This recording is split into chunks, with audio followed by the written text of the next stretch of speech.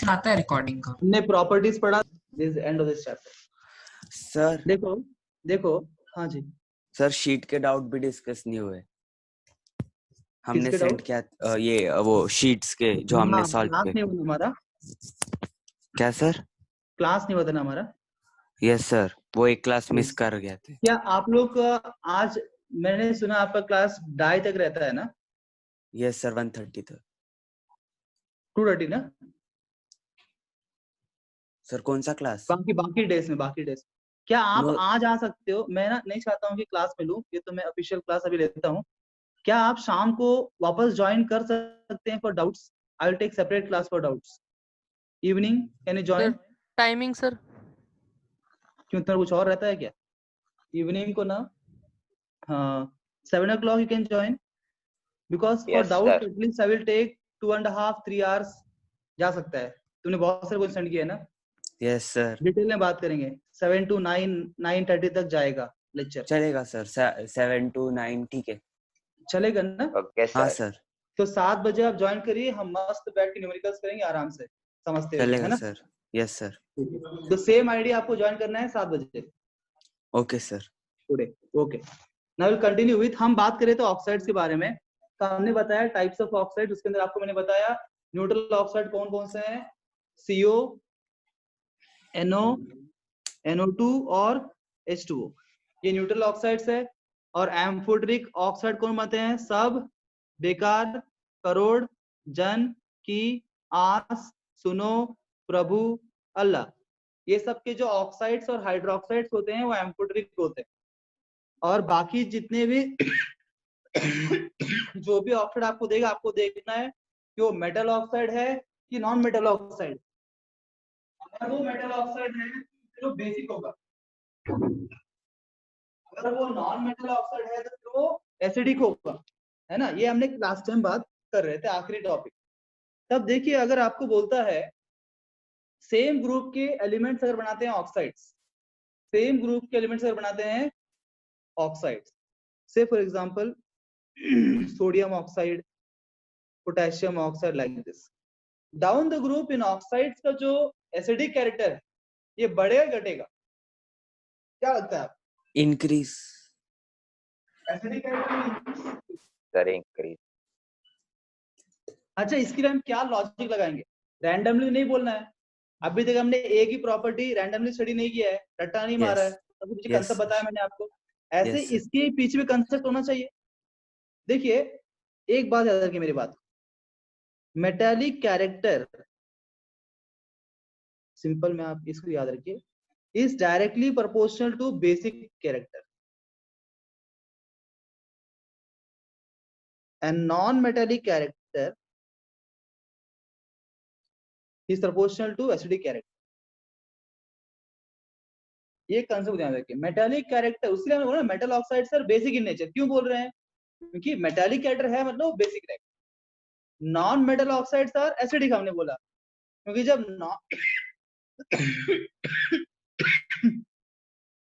जब आप non metal के ऑक्साइड को पानी में डालते हो तो आपको एसिड मिलता है। जब नॉन मेटल के ऑक्साइड को आप पानी में डालते हो तो क्या मिलता है? Acid, CO2, non metal oxide. Put in water, you get carbonic acid. Non-metal oxides, when you dissolve in water, you get acids.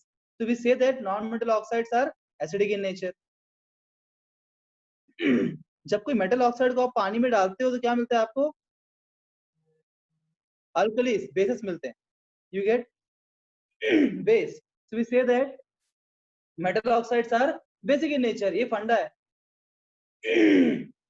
तो ये इधर से उसी के अंदर से हमने निकाला है पॉइंट को कि मेटालिक कैरेक्टर अगर बढ़ेगा, क्या बढ़ेगा? बेसिक कैरेक्टर बढ़ेगा। उनका ऑक्साइड से भी, उनका हाइड्रोक्साइड से, बोथ के लिए applicable for both oxides as well as hydroxides.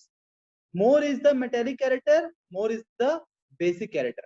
अब बताइए, down the group metallic character क्या हो रहा है? Down the group metallic character क्या हो रहा है? बढ़ रहा है, घट रहा है? बढ़ रहा है भूल गए सर। इंक्रीज। बढ़ रहा है इंक्रीज सर। होगा, है ना? increase. यस क्योंकि सर। डाउन द ग्रुप जो है इलेक्ट्रो पॉजिटिविटी बढ़ रहा है। Yes sir. Down the group electropositivity बढ़ रहा है, and we know electropositivity is a characteristic of metals. more is the electropositivity, more is the metallic character. क्योंकि डाउन द ग्रुप इलेक्ट्रोपॉजिटिविटी बढ़ रहा है, मेटालिक कैरेक्टर भी बढ़ेगा, और metallic character is directly proportional to the basic character, तो basic character भी बढ़ेगा. अगर बेसिक कैरेक्टर बढ़ेगा सॉस को लिख बेसिक दी कैरेक्टर क्या होगा? घटेगा. क्या बोल रहे हो? saying something? समझ लगा? Sir. Metallic character is directly proportional to basic character. Metallic character बढ़ेगा तो basic character बढ़ेगा. अगर basic character बढ़ेगा तो by default acidic character घटेगा. Because basic character और acidic character they are opposite to each other. Yes sir. है ना? Yes sir. क्या मेरी बात समझ में आई? Yes sir. यहाँ से तो डाउन द ग्रुप ऑक्साइड्स का जो बेसिक कैरेक्टर है वो बढ़ेगा, एसिडिक कैरेक्टर घटेगा. क्लियर हो गया? नोट कर लिया आपने ये पॉइंट? Yes sir. या क्यों ये समझ में आ गया आपको? रीजन भी. हाँ, वैसे ही अगर अलोंग द पीरियड हम बात करते हैं, if you talk along the period अगर बात करें, बताओ along the period what about the metallic character? Decreases. Metallic character घट रहा है तो बेसिक कैरेक्टर क्या होगा? घटेगा. Decrease. एसिडिक कैरेक्टर क्या होगा? बढ़ेगा. Increase. किसके बारे में बात कर रहे हैं? ऑक्साइड के बारे में बात कर रहे हैं. Yes sir. उन एलिमेंट्स के ऑक्साइड्स के बारे में बात, एलिमेंट्स के बारे में बात नहीं कर रहे हैं, उन एलिमेंट्स के ऑक्साइड्स के बारे में.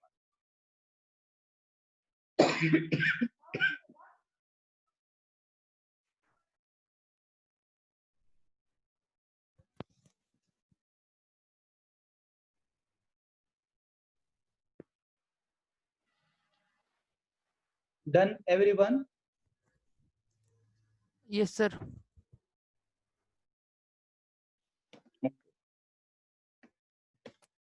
क्या आप मुझे को बताएंगे कि इस चैप्टर के स्टार्टिंग से लेकर अब तक हमने कौन कौन से टॉपिक्स कवर किए, ताकि Yes sir.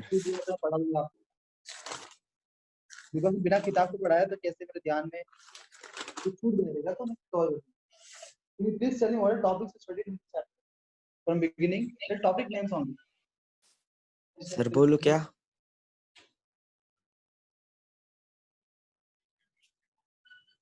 टॉपिक के नाम बताओ. हाँ sir. Sir atomic size, nuclear charge, shielding effect, effective nuclear charge, ionisation enthalpy, फिर और ये क्या पढ़ा इधर? आयोनाइजेशन एंथैल्पी के बाद इलेक्ट्रॉन एफिनिटी, फिर ऑक्सीडेशन स्टेट. अच्छा,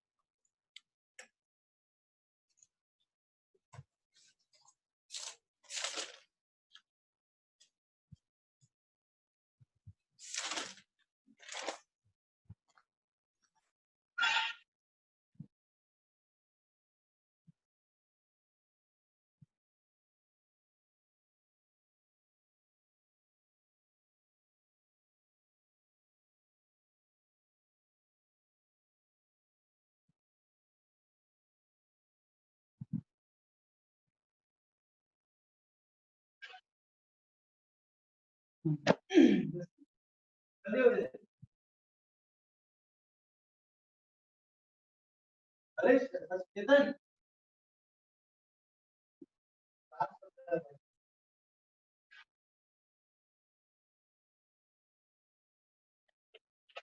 ओके. बस एक छोटा चीज और लिख लीजिए इसमें,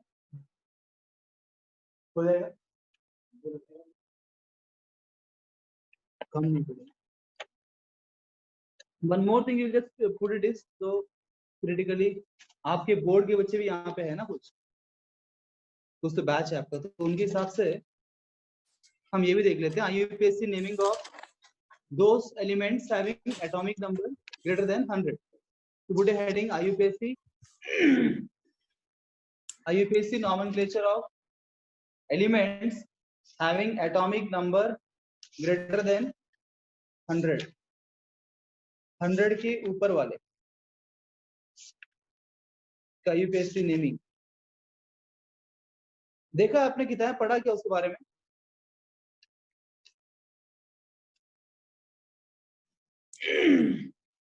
आप एनसीईआरटी कुछ पढ़ते हो कि नहीं पढ़ते? No sir.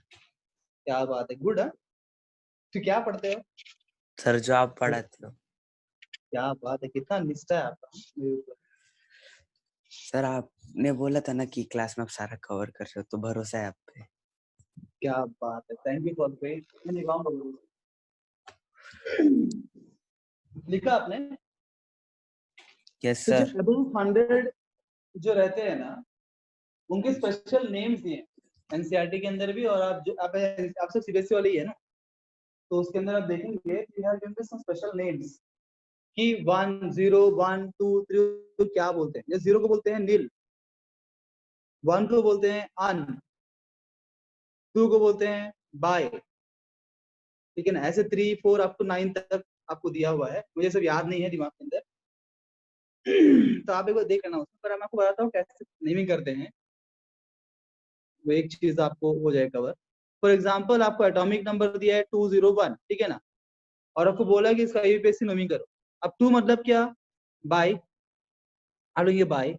0 मतलब क्या? नील, बाय नील। 1 मतलब क्या? अन, लिखा, और लास्ट में डाल देना ईएम, बाय नील अनियम। इसका नाम क्या है? बाय नील अनियम। अच्छा नाम है ना, सिंपल नेमिंग है। आपको 0 से लेके 9 तक का हर एक का ये स्पेशल नेम लर्न करना पड़ेगा जो भी आपको दिया हुआ है। 3 का मतलब ट्राई, 4 का मतलब क्वाड, है ना, 5 मतलब पेंट, ऐसे 6 मतलब हेक्स, 7 मतलब हेप्ट, ऐसा कुछ नाम दिए गए 9 तक। तो ये सभी जो है स्पेशल नेम्स लर्न करने के, उसके बाद जो भी आपको नंबर दिया है एटॉमिक नंबर, उस हिसाब से नेमिंग करने के, जो भी उसका रहेगा। फॉर एग्जाम्पल आपको दिया है, कौन बताएगा? अथर्व बताओ। आपको दिया मान लो 102, इसका नेम क्या होगा? 1 मतलब उन। अन, अन, उन हाँ नहीं है, अन। उन। 0 मतलब नील। 2 मतलब, बाय।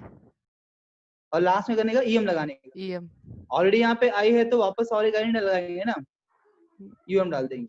अनिल बीएम, अनिल बयम, जो भी। समझ में आया आपको? ये एक एक्स्ट्रा टॉपिक था उसके अंदर जो आप पढ़ेंगे। उसके अलावा हमने स्टार्टिंग में इंट्रोडक्शन दिया था, आपको याद है? हिस्ट्री दिया है किताब के अंदर, जो बोर्ड वाले हैं, आपको पीरियोडिक टेबल का हिस्ट्री दिया है, जो 10th में पढ़ा है कि शुरुआत में कौन आए थे? डॉबर्नियर आए थे। डिस्कस किया था हमने इस बारे में फर्स्ट यस क्लास में, सर। है ना। तो भले लिखा नहीं था हमने, पर मैंने आपको ओरल बताया रहेगा। डॉबर्नियर ट्रायड्स दिया था उसने, है ना। 3 एलिमेंट को उसने क्लासिफाई किया था कि फर्स्ट और थर्ड एलिमेंट का एवरेज निकालेंगे एटॉमिक मास, सेकंड एलिमेंट का मास आता है। उसके बाद कौन आया? Newland octaves. देन न्यूलैंड आया, उसने बोला ऑक्टेव्स दिया। 8 एलिमेंट्स को क्लासिफाई किया उसने 8 एलिमेंट्स ग्रुप के अंदर। उसने बोला फर्स्ट एलिमेंट और 8th एलिमेंट का प्रॉपर्टी एक जैसा ही होता है। After Newland Mendeleev. Lothar Meyer आया। Lothar Meyer. लॉथर मेयर ने ग्राफ दिया, he made a graph against atomic mass and atomic volumes।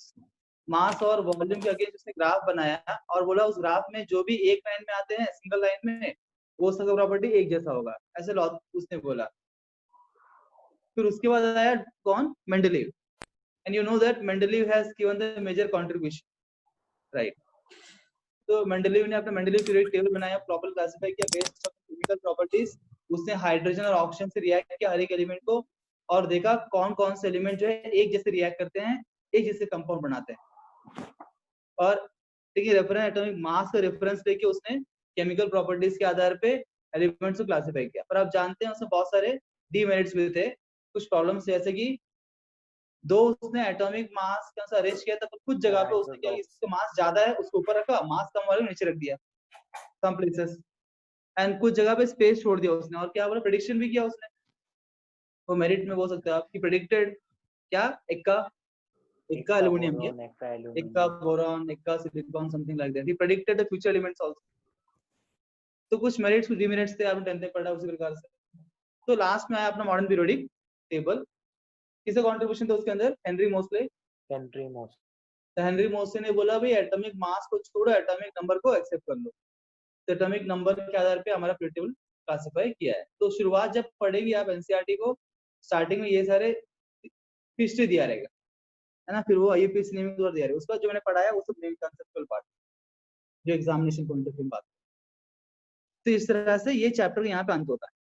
परंतु जब क्या होगा, यहाँ कंफ्यूजन कब होगा आपको, जब आप सॉल्विंग के लिए जाएंगे एमसीक्यूज, वो एमसीक्यूज में क्या होगा ना, सिर्फ ये चैप्टर क्वेश्चन नहीं आएगा, उसे मिक्स कर देंगे। पीरियोडिक टेबल इस पीरियोडिक टेबल में और कौन चैप्टर है? हाइड्रोजन एक चैप्टर है 11th में अपना, हाइड्रोजन, एस ब्लॉक, जैसे डिफरेंट चैप्टर्स। ये पीरियोडिक टेबल को डिवाइड करके बहुत चैप्टर्स बनाए गए हैं। हाइड्रोजन एक चैप्टर है, एस ब्लॉक चैप्टर है, फिर पी ब्लॉक को 2 भाग डिवाइड किया है, पार्ट 1 11th में, पार्ट 2 12th में, पी ब्लॉक, फिर डी एंड एफ ब्लॉक।